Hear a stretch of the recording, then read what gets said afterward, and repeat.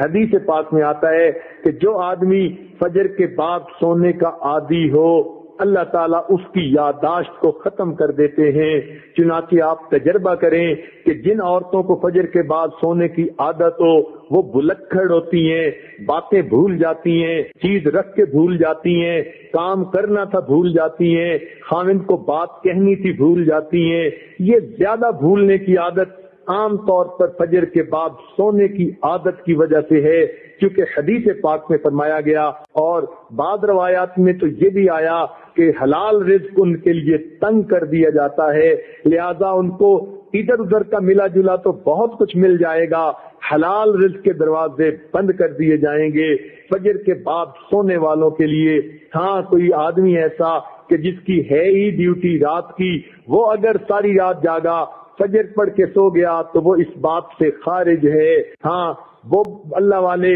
جو راتوں کو جاگتے ہیں وہ عام طور پر اشراق کی نماز کے بعد پھر تھوڑی دیر آرام کرتے ہیں۔ اشراق کے بعد سونا بالکل ٹھیک ہے، بزرگوں کی عادت رہی ہے، مگر فجر اور اشراق کے درمیان حد الوسع نہیں سونا چاہیے، سوائے اس کے کہ رات کا حصہ انسان اتنا جاگے کہ اب یہ سوچے کہ نہیں سوؤں گا تو سارا دن مجھے کام کرنے کے اندر رکاوٹ ہوگی، پھر اس کی اجازت ہے۔ عام عادت نہیں بنانی چاہیے۔ دیکھا یہ گیا ہے کہ جن گھروں کے اندر کچھ کھانا پینا ہوتا ہے اللہ تعالیٰ نے دیا ہوا تو وہاں پر صبح کے وقت اسی طرح سوئے پڑے ہوتے ہیں، بلکہ موہے پڑے ہوتے ہیں، پورا گھر قبرستان کی طرح لگ رہا ہوتا ہے کہ سورج نکل چکا اور گھر کے لوگ جاگ بھی نہیں رہے ہوتے۔ اس لیے کفر کی دنیا میں صبح کا ناشتہ سیریل کا انہوں نے بنا لیا، نہ کچھ پکانا پڑے اور نہ کچھ تردد کرنا پڑے، بیوی اپنے وقت پہ جاگے، خاوند اپنے وقت پہ جاگے، بچے اٹھ کے سکول جاتے ہیں تو وہاں مائیں ان کے لباس پہلے ہی تیار کر کے رکھ دیتی ہیں، ان کو کہتی ہیں بیٹے صبح اٹھنا، الارم لگا کر سکول جانا ہے۔ بچے اس لیے کہ سکول اگر نہ جائیں وقت پہ تو ان کو استاد کی طرف سے جھڑکیاں پڑتی ہیں، سکول کے اندر سزا ملتی ہے، وہ اپنے وقت پہ اٹھتے ہیں اور چھوٹے چھوٹے بچے اپنے کپڑے خود بدلتے ہیں۔ سیریل کا ناشتہ، ٹھنڈا دودھ بھی مل گیا، سیریل بھی مل گیا تو بچے یہی کھا کے چلے جاتے ہیں۔ تو کفر کی دنیا نے ناشتہ اس لیے آسان کر لیا تاکہ جاگنے کی تکلیف اٹھانی نہ پڑے۔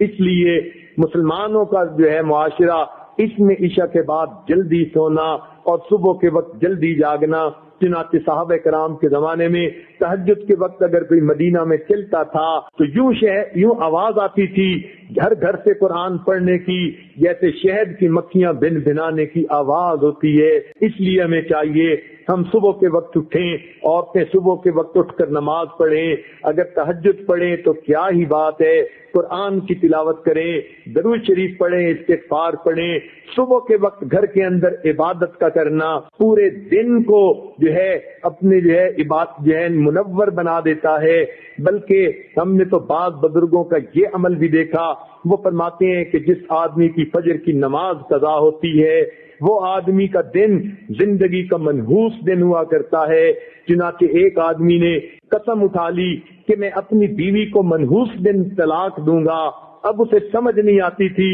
کہ میں قسم تو اٹھا بیٹھا، منحوس دن کون سا ہے؟ کسی فقیہ کے پاس گیا، انہوں نے فرمایا جس دن تمہاری فجر کی نماز قضا ہو جائے وہ تمہاری زندگی کا منحوس ترین دن ہے، تم اس دن یہ کام کر گزرتے ہو۔ آج ایسے بزرگوں کو بھی دیکھا کہ جو وقت کے حاکم تھے مگر انہوں نے دستور بنایا ہوا تھا، وہ سوچتے تھے کہ جو آدمی فجر کی نماز وقت پہ پڑھ لیتا ہے حدیث پاک کے مطابق اللہ کی امان میں آ جاتا ہے، لہذا وہ حد جو ہے وہ جو سزائیں دینی ہوتی تھی تعزیرات کی وہ اس وقت تک نہیں دیتے تھے جب تک کہ یہ یقین نہ کر لیتے کہ آج اس نے فجر کی نماز نہیں پڑھی۔ اگر پڑھ لیتا تھا تو فجر دوست کو سزا دینا مؤخر کر دیتے تھے کہ اگر یہ اللہ کی امان میں آ گیا ہم کیوں اس کو سزا دیں۔ تو تو مسلمانوں کے نزدیک تو فجر کے وقت جاگنا اتنا اہم ہے، لہذا عورتوں کو یہ بات مشورے کے طور پر پیش کی جاتی ہے، زندگی کی ترتیب کو